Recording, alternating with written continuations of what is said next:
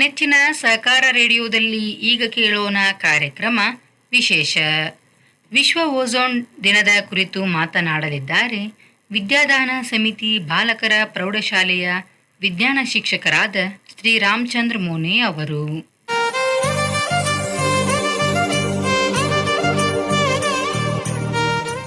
ಆತ್ಮೀಯ ಶ್ರೋತೃಗಳೇ, ಇಂದು ಸೆಪ್ಟೆಂಬರ್ 16 ವಿಶ್ವದಾದ್ಯಂತ ವಿಶ್ವ ಓಝೋನ್ ರಕ್ಷಣಾ ದಿನಾಚರಣೆಯನ್ನ ಆಚರಿಸ್ತಾ ಇದ್ದಾರೆ. ಅಂದ್ರೆ ಇವತ್ತಿನ ದಿವಸ ನಮ್ಮ ವಾತಾವರಣದಲ್ಲಿರುವಂತಹ ತೆಳುವಾದಂತಹ ಓಝೋನಿನ ಪದರಿಗೆ ತಗುಲಿದಂತಹ ಕ್ಯಾನ್ಸರ್ ಅನ್ನ ಯಾವ ರೀತಿಯಾಗಿ ನಾವು ನಿವಾರಣೆಯನ್ನ ಮಾಡಬಹುದು ಅಥವಾ ಚಿಕಿತ್ಸೆಯನ್ನು ಕೊಡಬಹುದು ಅನ್ನುವಂತಹ ವಿಷಯದ ಬಗ್ಗೆ ನಾನು ತಮ್ಮೊಂದಿಗೆ ಕೆಲವು ವಿಷಯಗಳನ್ನು ಹಂಚಿಕೊಳ್ಳಲಿಕ್ಕೆ ಇಚ್ಛೆ ಪಡ್ತಾ ಇದ್ದೇನೆ. ಆತ್ಮೀಯರೇ, ಉಸಿರುಗಟ್ಟಿಸುವಂತಹ ವಾತಾವರಣ ದೊರೆತಾಗ ಮಾತ್ರ ಶುದ್ಧ ಗಾಳಿಗಾಗಿ ಬೆಳಕಿಂಡಿಯನ್ನ ಹುಡುಕುವಂತಹ ಈ ಮಾನವ ಇಡೀ ಜಗತ್ತು ಉಸಿರುಗಟ್ಟಿ ಇನ್ನೇನು ಸಾವಿನಂಚಿನಲ್ಲಿದೆ ಅನ್ನುವಂತಹ ಒಂದು ಪರಿಸ್ಥಿತಿಯೊಳಗಡೆ ತನ್ನ ಮೇಲ್ಛಾವಣಿಯನ್ನ ನೋಡಿ ಎಲ್ಲಿಯಾದರೂ ನಮಗೆ ಶುದ್ಧ ಗಾಳಿ ಬೆಳಕು ಸಿಗ್ತಾ ಇದೆಯೋ ಏನು ಅಂತ ವಿಚಾರ ಮಾಡ್ಲಿಕ್ಕೆ ಹೋಗಿ ದಿಗ್ಭ್ರಾಂತನಾಗಿದ್ದನ್ನ ಕೂಡ ಇವತ್ತಿನ ದಿವಸ ನಾವು ನೋಡ್ತಾ ಇದ್ದೇವೆ. ಈ ಒಂದು ವಿಷಯ ಪ್ರಸ್ತಾಪಕ್ಕೆ ಬರಲು ಕಾರಣ ವಾತಾವರಣದಲ್ಲಿರುವಂತಹ ಓಝೋನಿಗೆ ತಗುಲಿರುವಂತಹ ಕ್ಯಾನ್ಸರ್, ಅಂದರೆ ಅದರ ಸವಕಳಿಯೇ ನಮಗೆ ಅತ್ಯಂತ ಮಾರಕವಾಗಿರುವುದನ್ನು ಇವತ್ತಿನ ದಿವಸ ನಾವು ನೋಡ್ತಾ ಇದ್ದೀವಿ. ಮಾನವನ ದುರಾಲೋಚನೆ ಇಲ್ಲದೆ ಮಾಡಿದಂತಹ ಈ ದುರಾಲೋಚನೆಯೇ ಇಂದು ಓಝೋನ್ ದಿನವನ್ನು ಆಚರಿಸುವಂತೆ ಮಾಡಿದ್ದು ಆಶ್ಚರ್ಯ. ತನ್ನ ಬೇಡಿಕೆಗಳನ್ನು ನಿಯಂತ್ರಣದಲ್ಲಿಟ್ಟುಕೊಳ್ಳದೆ ಅತಿಯಾದ ವಿಜ್ಞಾನದ ದುರುಪಯೋಗದಿಂದ ವಾತಾವರಣದ ಓಝೋನ್ ಅನ್ನು ಶಿಥಿಲಗೊಳಿಸ್ತಾ ಇದ್ದಾನೆ. ಪ್ರಾಣವಾಯು ಎಂದೇ ಕರೆಯಲ್ಪಡುವಂತಹ ಈ ಓಝೋನ್ ವಾತಾವರಣದಲ್ಲಿ ಅತ್ಯಂತ ತೆಳುವಾಗ್ತಾ ಇರುವುದರಿಂದ, ಶಿಥಿಲವಾಗ್ತಾ ಇರುವುದರಿಂದ ಈ ಎಲ್ಲ ಕಾರಣಗಳಿಗೆ ಮಾನವನೇ ಅತ್ಯಂತ ಪ್ರಮುಖವಾದಂತಹ ಕಾರಣವಾಗಿದ್ದನ್ನ ನಾವು ಇಲ್ಲಿ ಹೇಳಬಹುದು. ಈ ವಿಶ್ವ ಓಝೋನ್ ದಿನಾಚರಣೆ 2024 ಒಂದು ವಿಷಯ ಅಥವಾ ಥೀಮ್ ಏನಪ್ಪಾ ಅಂದ್ರೆ, ಜೀವಿಸುವುದಕ್ಕಾಗಿಯೇ ಓಝೋನ್ 35 ವರ್ಷಗಳ ಜಾಗತಿಕ ಸಹಕಾರ ಎಂಬುದಾಗಿದೆ. ಪ್ರಪಂಚದಾದ್ಯಂತ ರಾಷ್ಟ್ರಗಳ ಸಾಮೂಹಿಕ ಪ್ರಯತ್ನಗಳು ಮತ್ತು ಬದ್ಧತೆಯನ್ನು ಈ ಥೀಮ್ ಎತ್ತಿ ತೋರಿಸ್ತಾ ಇದೆ. ಓಝೋನ್ ಪದರದ ಪುನಶ್ಚೇತನವನ್ನು ಉತ್ತೇಜಿಸುವಲ್ಲಿ ಮತ್ತು ಹವಾಮಾನ ಬದಲಾವಣೆಯನ್ನು ಪರಿಹರಿಸುವಲ್ಲಿ ಮಾಂಟ್ರಿಯಲ್ ಪ್ರೋಟೋಕಾಲ್ನ ಸಕಾರಾತ್ಮಕ ಫಲಿತಾಂಶಗಳನ್ನು ಇದು ಒತ್ತಿ ಹೇಳ್ತಾ ಇದೆ. ಪ್ರಾಣವಾಯು ಎಂದು ಕರೆಯಲ್ಪಡುವಂತಹ ಈ ಓಝೋನ್ ನಮ್ಮ ವಾತಾವರಣದ ಸ್ಥಿರಗೋಲದಲ್ಲಿ ಒಂದು ತೆಳುವಾದಂತಹ ಪದರವಾಗಿದ್ದು, ಭೂಮಿಯ ಎಲ್ಲ ಜೀವಿಗಳಿಗೆ ಸೂರ್ಯನ ಮಾರಕ ರಶ್ಮಿಗಳಾದ ನೇರಳಾತೀತ ಅಥವಾ ಅಲ್ಟ್ರಾವೈಲೆಟ್ ವಿಕಿರಣಗಳಿಂದ ರಕ್ಷಿಸುವಂತಹ ಒಂದು ಹೊದಿಕೆಯಾಗಿದೆ. ಸುಮಾರು 4000 ಬಿಲಿಯನ್ ವರ್ಷಗಳ ಹಿಂದೆಯೇ ತಯಾರಾದ ಈ ಸ್ತರಗೋಲದಲ್ಲಿಯ ಓಝೋನ್ ಭೂಮಿಯ ಮೇಲಿನ ಮೊಟ್ಟ ಮೊದಲನೇ ಜೈವಿಕ ಅಂಶದ ಉತ್ಪತ್ತಿಗೆ ಕೂಡ ಕಾರಣವಾಗಿದೆ. ಇದೀಗ ಮಾನವನು ತಯಾರಿಸಿದಂತಹ ಕೃತಕ ಕ್ಲೋರಿನ್ ಸಂಯುಕ್ತಗಳಾದ chlorofluorocarbon, CFC, hydrofluorocarbon, methyl sulphur ಹಾಗೂ ಅಗ್ನಿಶಾಮಕಗಳಲ್ಲಿ ಬಳಸುವಂತಹ ಹ್ಯಾಲೋನ್ಗಳಂತಹ ರಾಸಾಯನಿಕ ವಸ್ತುಗಳು ಓಝೋನಿಗೆ ಕಂಟಕಪ್ರಾಯವಾಗಿದ್ದನ್ನು ನಾವು ನೋಡಬಹುದು.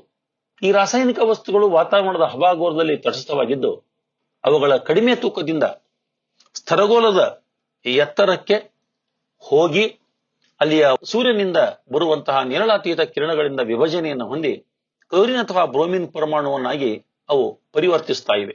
ಈ ಓಝೋನ್ ಅಣುಗಳು ವಿಭಜಿಸಿ ಆಮ್ಲಜನಕ ಅಣುಗಳಾಗಿ ಪರಮಾಣುಗಳಿಂದ ಉಂಟಾದಂತಹ ಆಕ್ಸಿಜನ್, ಇದರಿಂದ ಓಝೋನ್ ಸವಕಳಿ ಮುಂದುವರಿಯುತ್ತಾ ಇರುತ್ತದೆ. ಈ ಮೇಲೆ ತಿಳಿಸಿದಂತಹ ಎಲ್ಲ ಹ್ಯಾಲೋಜನ್ಗಳು ತಮ್ಮ ತೂಕದ 100 ಪಟ್ಟು ಹೆಚ್ಚಿನ ತೂಕದ ಓಝೋನ್ ಅನ್ನು ನಾಶ ಮಾಡುವುದರಲ್ಲಿ ಸಮರ್ಥವಾಗಿದೆ. ಅಂದ್ರೆ ಒಂದು ಕ್ಲೋರಿನ್ ಪರಮಾಣು ಸುಮಾರು 10,000 ಓಝೋನ್ ಅಣುಗಳನ್ನು ನಾಶಪಡಿಸಬಲ್ಲದು. ನೇರಳಾತೀತ ಕಿರಣಗಳು ಭೂಮಿಯನ್ನು ತಾಡಿಸಲು ಪ್ರಾರಂಭಿಸಿದಾಗ ಈ ವಿಕಿರಣಗಳು ಮೊದಲನೇದಾಗಿ ಜಲ ಪರಿಸರ ವ್ಯವಸ್ಥೆಯ ಪ್ರಮುಖ ಉತ್ಪಾದಕಗಳಾದಂತಹ ಸಸ್ಯ ಪ್ಲಾಂಕ್ಟನ್ಗಳು ಹಾಗೂ ನೀರಿನಲ್ಲಿಯ ಆಹಾರ ಸರಪಳಿಯನ್ನು ತೊಂದರೆಗೆ ಒಳಪಡಿಸಿ ಮಾನವನ ಜೀವನದ ಮೇಲೆ ನೇರವಾದಂತಹ ಪರಿಣಾಮವನ್ನು ಇವು ಬೀರ್ತಾ ಇವೆ. ಇದಲ್ಲದೆ ಮಾನವ ಚರ್ಮಕ್ಕೆ ಸಂಬಂಧಿಸಿದಂತಹ ಸ್ತನಗಳ ಕ್ಯಾನ್ಸರ್, ಚರ್ಮದ ಕ್ಯಾನ್ಸರ್ ಹಾಗೂ ಸನ್ಬರ್ನ್, ಚರ್ಮ ಜೀವಕೋಶಗಳಲ್ಲಿ ವ್ಯತಿರಿಕ್ತತೆಯನ್ನು ಉಂಟು ಮಾಡುವುದು ಸ್ವಾಭಾವಿಕವಾಗಿ ಕಂಡು ಬರ್ತಾ ಇದೆ. ಇನ್ನು ಪರಿಸರದ ಮೇಲಾಗಿರುವಂತಹ ದುಷ್ಪರಿಣಾಮಗಳಂತೂ ಅಗಾಧವಾದದ್ದು. ಸೂರ್ಯನಿಂದ ಬರುವ ನೇರಳಾತೀತ ಕಿರಣಗಳು ಭೂಗೋಳದ ತಾಪವನ್ನು ಹೆಚ್ಚಿಸುವಲ್ಲಿ ಪ್ರಪ್ರಥಮ ಪಾತ್ರವನ್ನು ವಹಿಸ್ತಾ ಇವೆ. ಈಗಾಗಲೇ ಪ್ರತಿ ವರ್ಷದ ವಾತಾವರಣದ ತಾಪ 1.5 ಡಿಗ್ರಿ ಸೆಂಟಿಗ್ರೇಡ್ ನಷ್ಟು ಹೆಚ್ಚುತ್ತಲೇ ಇರುವುದನ್ನು ನಾವು ನೋಡ್ತಾ ಇದ್ದೇವೆ. ಒಂದು ವೇಳೆ ಏನಾದರೂ ವಾತಾವರಣದಲ್ಲಿ ತಾಪ 5.5 ಡಿಗ್ರಿಗಳಷ್ಟು ಹೆಚ್ಚಾಗಿದ್ದೇ ಆಗದರೆ ಸಮುದ್ರದ ಮಟ್ಟ, ಉತ್ತರ ಧ್ರುವಗಳಲ್ಲಿ ಇರುವಂತಹ ಮಂಜುಗಡ್ಡೆಗಳು ಕರಗಿ ಸಮುದ್ರದ ಮಟ್ಟ 20ರಿಂದ 155 ಸೆಂಟಿಮೀಟರ್ನಷ್ಟು ಹೆಚ್ಚಾಗುವುದರಲ್ಲಿ ಸಂದೇಹವಿಲ್ಲ. ಇದರಿಂದ ಸಮುದ್ರ ಮಟ್ಟದಲ್ಲಿ ಇರುವಂತಹ ತಗ್ಗು ಆವಾಸ ಪ್ರದೇಶಗಳು ಸಂಪೂರ್ಣವಾಗಿ ಜಲಾವೃತವಾಗಿ ಹಾಗೂ ನಡೆಗಡ್ಡೆಗಳು ಮಾಯವಾಗುತ್ತವೆ. ಈಗಾಗಲೇ ಈ ಓಝೋನಿನ ಕರಗುವಿಕೆಯಿಂದ ಉಂಟಾಗುವಂತಹ ಜಲಪ್ರಳಯ ಹಾಗೂ ಚಂಡಮಾರುತ ಅಥವಾ ಸುನಾಮಿಗಳಂತಹ ನಾವು ನೈಸರ್ಗಿಕ ಪ್ರಕೋಪಗಳನ್ನ ಇತ್ತಿತ್ತಲಾಗಿ ನೋಡ್ತಾ ಇರುವುದನ್ನು ಗಮನಿಸಬಹುದು. ಓಝೋನ್ ಪದರು ಶಿಥಿಲಗೊಳ್ಳಲು ಹಸಿರುಮನೆ ಪರಿಣಾಮವನ್ನು ಉಂಟು ಮಾಡುವಂತಹ ಇತರೆ ಮಲಿನಕಾರಕ ವಸ್ತುಗಳೇ ಕಾರಣ. ಅವುಗಳು ಯಾವುವು ಎಂದರೆ ಅತಿಯಾದಂತಹ ಕಾರ್ಬನ್ ಡೈಆಕ್ಸೈಡಿನ ಉತ್ಪತ್ತಿ, ನೈಟ್ರೋಜನ್ ಆಕ್ಸೈಡ್ಗಳ ಉತ್ಪತ್ತಿ, ಮಿಥೇನಿನಂತಹ ರಾಸಾಯನಿಕಗಳು. ವಿಶೇಷವಾಗಿ ಈ ಸಿಎಫ್ಸಿ ಮತ್ತು ಎಚ್ಎಫ್ಸಿಗಳು 25ರಿಂದ 150 ವರ್ಷಗಳವರೆಗೆ ವಾತಾವರಣದಲ್ಲಿ ಸ್ಥಿರವಾಗಿದ್ದು ಓಝೋನ್ ಅನ್ನು ವಿಭಜಿಸುವಲ್ಲಿ ಸಕ್ರಿಯವಾದಂತಹ ಪಾತ್ರವನ್ನು ವಹಿಸ್ತಾ ಇವೆ. ಮಾನವನಿಗೆ ಸುವ್ಯವಸ್ಥೆಯನ್ನು ಒದಗಿಸುವ ಈ ಎಲ್ಲ ಸುಖಾನೀಲಗಳು ವಸುಂಧರೆಯ ಮೇಲ್ಛಾವಣಿಗೆ ರಂಧ್ರಗಳನ್ನು ಉಂಟು ಮಾಡ್ತಾ ಇವೆ. ಇಂತಹ ಒಂದು ಬೃಹತ್ ಗಾತ್ರದ ಓಝೋನ್ ರಂಧ್ರವನ್ನು ಭೂಮಿಯ ಉತ್ತರ ಧ್ರುವದಲ್ಲಿ ಇರುವ ಅಂಟಾರ್ಟಿಕಾದ ಮೇಲೆ ಗುರುತಿಸಲಾಗಿದೆ. ಅದರ ಗಾತ್ರ ಅಮೆರಿಕೆಯ ಒಟ್ಟು ಭೂಗಾತ್ರದ 3 ಪಟ್ಟು ಹೆಚ್ಚಿನದಾಗಿದ್ದು, ಅಂದರೆ 28.3 ದಶಲಕ್ಷ ಚದರ ಕಿಲೋಮೀಟರ್ನಷ್ಟು ಆ ಗಾತ್ರವಿದ್ದದ್ದನ್ನು ನಾವು ಗಮನಿಸಬಹುದು. ಹಾಗಾದರೆ ತನ್ನ ಬೇಡಿಕೆಗಳಿಗೆ ಕಡಿವಾಣವಿಲ್ಲದಂತಹ ಮಾನವ ಈ ವಿಷ ಸುಖಾನೀಲಗಳಾದ ಸಿಎಫ್ಸಿಗಳ ಬದಲಾಗಿ ಯಾವುದಾದರೂ ರಾಸಾಯನಿಕ ವಸ್ತುವನ್ನು ಕಂಡುಹಿಡಿದುದನ್ನೇ, ಓಝೋನ್ ಪದರಿನ ನಾಶವನ್ನು ತಡೆಗಟ್ಟಿ ಓಝೋನ್ ಪದರಿನ ಪುನರ್ನಿರ್ಮಾಣಕ್ಕೆ ಯಾವುದಾದರೂ ಒಂದು ಯೋಜನೆಯನ್ನು ಹಾಕಿಕೊಂಡಿರುವನೇ? ಹೌದು. ಸಿಎಫ್ಸಿಗಳ ಬದಲಾಗಿ ಶೈತ್ಯೀಕರಣ ಯಂತ್ರದಲ್ಲಿ, ಹವಾನಿಯಂತ್ರಕಗಳಲ್ಲಿ, ಅಗ್ನಿಶಾಮಕಗಳಲ್ಲಿ, ನೋದನಕಾರಿಗಳಲ್ಲಿ ಹೈಡ್ರೋಕ್ಲೋರೋಫ್ಲೋರೋ ಕಾರ್ಬನ್ ಎಂಬಂತಹ ಒಂದು ವಸ್ತುವನ್ನು ಸಿದ್ಧಪಡಿಸಿ ಅವುಗಳನ್ನು ಬಳಸ್ತಾ ಇದ್ದಾನೆ. ಈ ಎಲ್ಲ ಎಚ್ಎಫ್ಸಿಗಳು ಸಿಎಫ್ಸಿಗಳ ಪಟ್ಟು 1/1 ಕಡಿಮೆ ಪ್ರಮಾಣದಲ್ಲಿ ಓಝೋನ್ ಪದರಿಗೆ ಹಾನಿಯನ್ನುಂಟು ಮಾಡುತ್ತವೆ. ಆದರೆ ಈ ರಾಸಾಯನಿಕ ವಸ್ತುಗಳು ಮನೆ ಹಾಗೂ ಕಚೇರಿಗಳಲ್ಲಿ ಉಪಯೋಗಿಸುವುದು ಕಷ್ಟವಾಗಿದೆ. ಯಾಕೆಂದ್ರೆ ಇವುಗಳ ಬಳಕೆಯಲ್ಲಿ ದೊಡ್ಡ ಪ್ರಮಾಣದ ಪಂಪುಗಳು ಹಾಗೂ ಕಾಂಪ್ರೆಸ್ಗಳು ಬೇಕಾಗುತ್ತವೆ.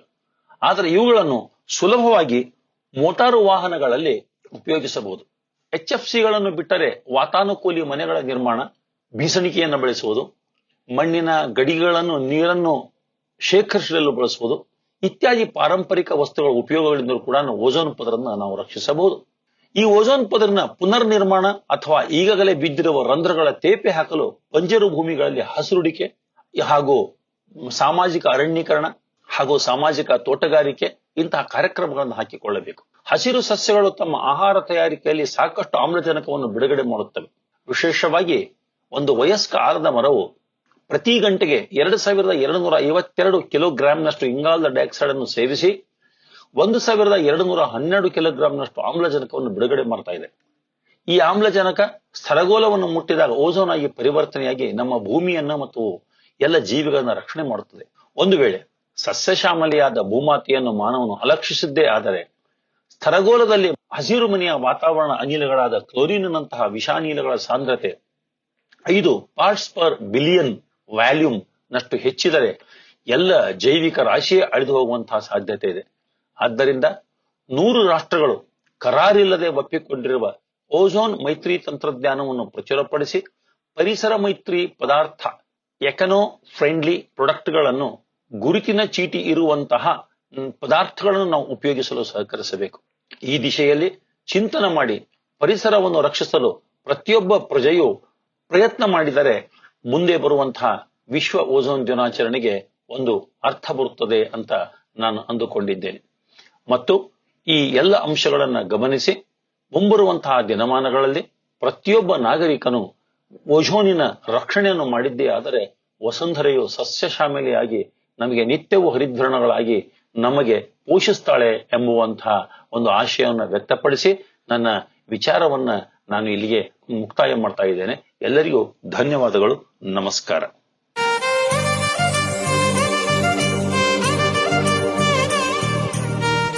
ಇದುವರೆಗೂ ನೀವು ಶ್ರೀ ರಾಮಚಂದ್ರ ಮೋನೆ ಅವರಿಂದ ವಿಶೇಷ ಕಾರ್ಯಕ್ರಮವನ್ನ ಕೇಳಿದ್ರಿ.